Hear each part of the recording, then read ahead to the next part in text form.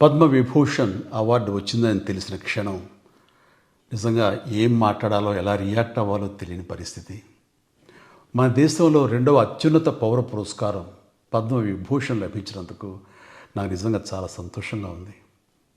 ఒక తల్లి కడుపున పుట్టకపోయినా నన్ను తమ సొంత మనిషిగా, మీ అన్నయ్యగా, మీ బిడ్డగా భావించే కోట్లాది మంది ప్రజల ఆశీస్సులు, నా సినీ కుటుంబం యొక్క అండదండలు, అలాగే నీడల నాతో ప్రతి నిమిషం నడిచే లక్షలాది మంది అభిమానుల ప్రేమ, ఆదరణ కారణంగానే నేను ఈ రోజున ఈ స్థితిలో ఉన్నా. అందుకే నాకు దక్కినటువంటి గౌరవం ఇది మీది.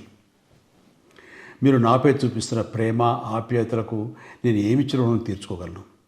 నా 45 ఏళ్ల సినీ ప్రస్థానంలో వెండితెరపై వైవిధ్యమైన పాత్రల ద్వారా వినోదం పంచడానికి నా శక్తి మేరకు నేను ప్రయత్నిస్తూనే ఉన్నా.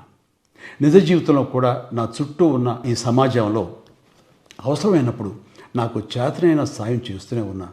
కానీ మీరు నాపై చూపిస్తున్న కొండంత అభిమానానికి నేను ప్రతిగా ఇస్తున్నది గోరంతే. ఈ నిజం నాకు ప్రతి క్షణం గుర్తుకొస్తూనే ఉంటుంది, నన్ను బాధ్యతగా ముందుకు నడిపిస్తుంటుంది. నన్ను ఈ ప్రతిష్టాత్మకమైనటువంటి పద్మవిభూషణ్ అవార్డుకి ఎంపిక చేసిన భారత ప్రభుత్వానికి, గౌరవ ప్రధాని శ్రీ నరేంద్ర మోడీ గారికి నా హృదయపూర్వక కృతజ్ఞతలు.